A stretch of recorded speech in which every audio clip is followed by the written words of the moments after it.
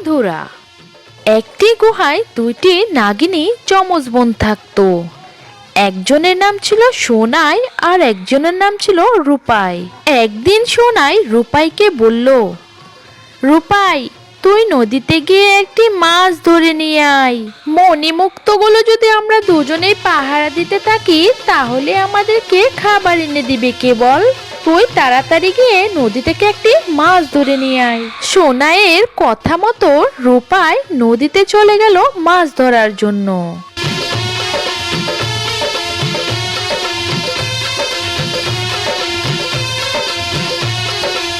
এদিকে সোনাই একা একা মণিমুক্ত পাহারা দিতে থাকলো।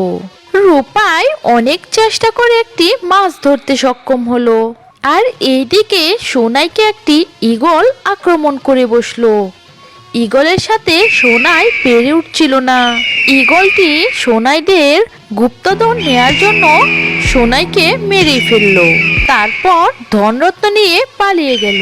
কিছুক্ষণ পর রূপাই মাছ নিয়ে সেখানে ফিরে এসে দেখতে পেল সোনাই মরে পড়ে আছে। এই দেখে রূপাই খুব কান্না করতে লাগলো। তারপর রূপাই দেখতে পেল সোনাইয়ের চোখে তার মৃত্যুর কাহিনী।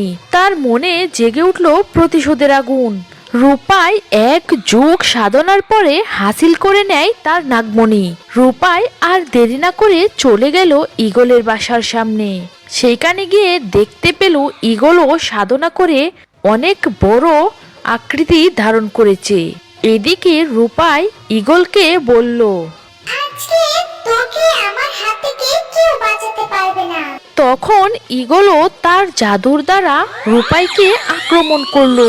রূপাইও তার মনির সাহায্যে ঈগলকে পুড়িয়ে ভস্ম করে দিল।